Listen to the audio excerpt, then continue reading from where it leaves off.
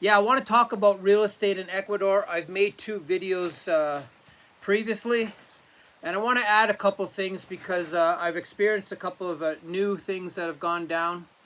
So when you look at the history of Ecuador, the countryside was owned by, let's say, landowners. Let's call them. The government assigned them a huge chunk of land. And it wasn't very productive because they had all these people working for nothing. And the country wasn't producing a lot. So the government decided way back when to force the landowners to give land to their workers. And that was, let's say, 3 generations again. So father, grandfather, great-grandfather. So it probably was a great-grandfather that got the land given to him from the government. And he died, gave it back to the grandfather. The grandfather gave it to the son. And the law allows them to carry on as if. They don't need to do the paperwork, any of that stuff. But what happens is when you want to go sell that land, you do need everything in order.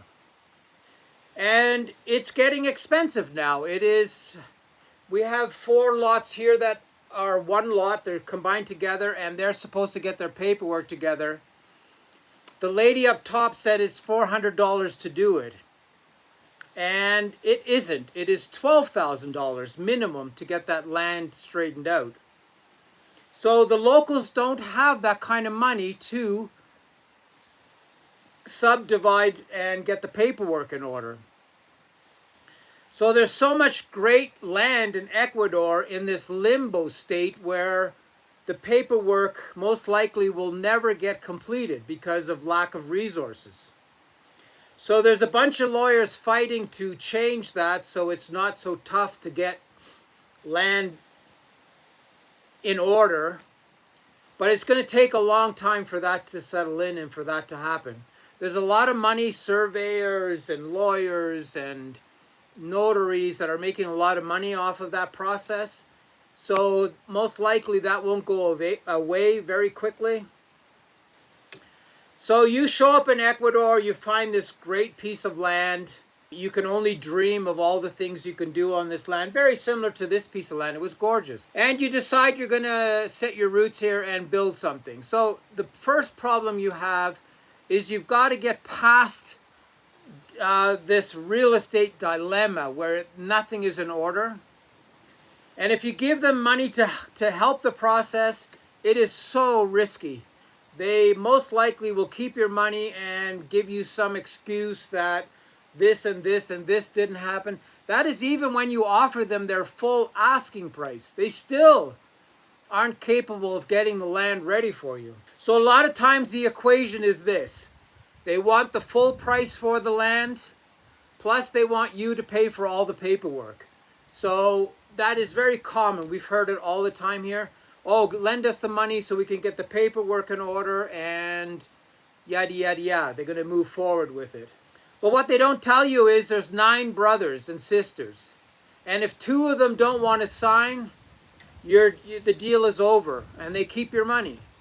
And what also happens is the 2 that don't want to sign, they'll come to you personally and say, look, I really want to get this deal done, but, I want $2,000 for me and my brother to get the paperwork in order. So money most likely can get you solutions, but at one point you're saying to yourself, it's not my responsibility to have this paperwork in order. It's not my responsibility to give them $10,000 up front so they can pay for all this. And it's too risky. It's really too risky to do all that. So I'll give you a really up-to-date example. There's a young man who's trying to start a farm over here with the land that one of these ladies owns. He's been told that all the paperwork is in order. Al día, las papeles son al día. And he believes them. And he's already started to work. And they have nothing in order. There is nothing in order. They don't even have it really in their own name. They haven't accepted the inheritance. They've done nothing. There's nothing in order. And he's there pretending, being told that everything is going to be honky-dory and that he'll have the paperwork when he gives the money, and there is no paperwork. So that criminal aspect, the deceitfulness of real estate, is really hard on everybody who's trying to buy something. This process of getting a piece of real estate in order is so convoluted and so complicated, and it requires time, it requires money, it requires patience, it requires dealing with these sisters that have been fighting since 1962. It requires you as a foreigner to be absolutely willing to get taken to the cleaners. It is not what anyone thinks. You come here and you end up in these battles, these family battles, where the people just don't want to give up their land. They have attachment, they have memories, they have whatever it may be. So that is really slowing down this process of, and it might be a good thing. I'm not arguing that it's a bad thing or a good thing. I'm just telling you the real estate market is really tough when the paperwork isn't in order. I can give a couple of really good examples. We had friends that were really interested in this piece of land. Paperwork wasn't in order. There was 3 houses on the land. There was a really beautiful cement start. They started the foundations and everything. And they were going to move into that once they got the paperwork in order. So didn't happen. 6 months passed, a year passed, nothing happened. They're stuck there with these people not getting it in order. Then they end up getting the linea de fabrica, and it says very clear, it's flat land, beautiful piece of land, the soil is really good. They're not allowed to build on that land at all, even though there's already 3 buildings there.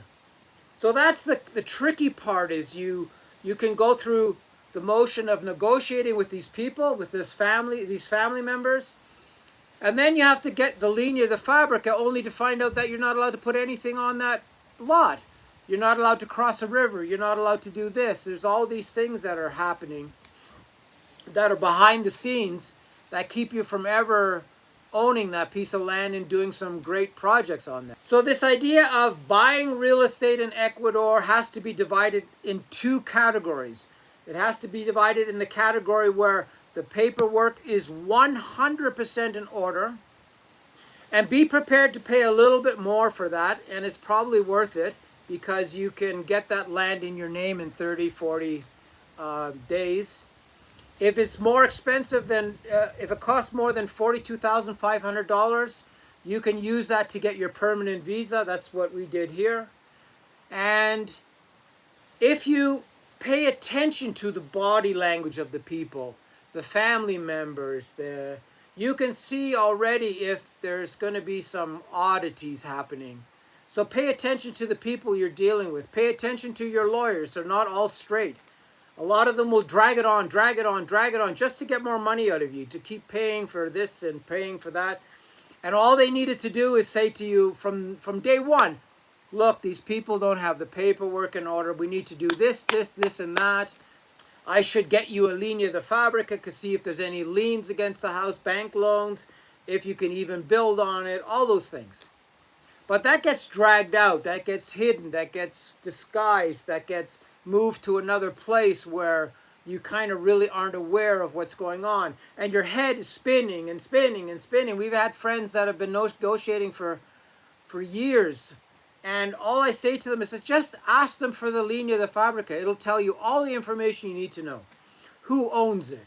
All those things that are associated with a piece of land.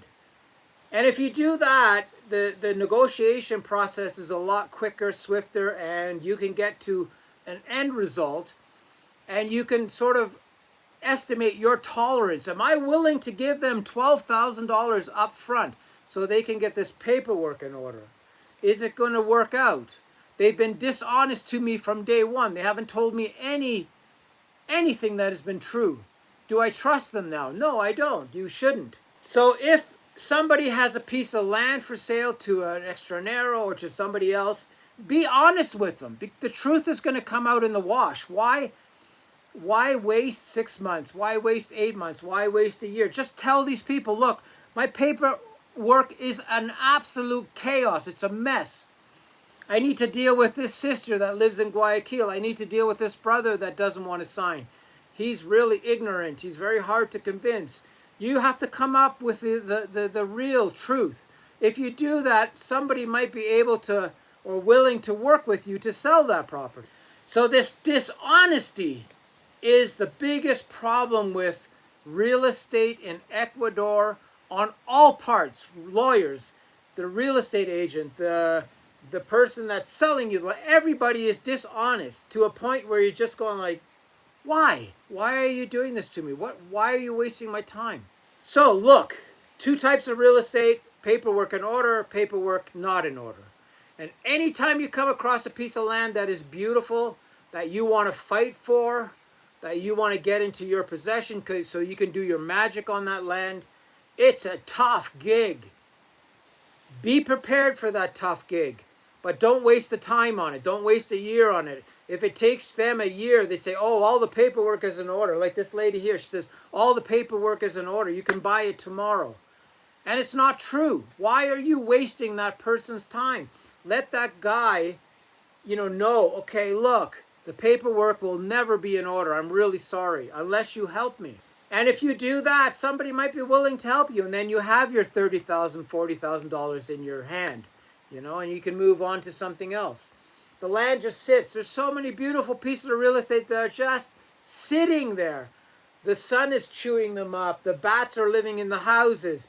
It's a disaster, a real estate disaster, because nobody is honest enough to say the real truth, and the process that is needed to get this real estate into the people's names, the owners' names, has to be a lot simpler than it is right now. Otherwise, the real estate market in Ecuador is going to be very selective, and only the properties that have the paperwork in order are going to be sellable. And not only that, they're going to be sellable at a premium because there's so little available in the market in terms of something that is completely in order. So be cautious when you come to Ecuador to buy real estate. There are so many great deals to be had. It's getting a lot more expensive, but still, compared to other places, it's a very cheap country to buy real estate.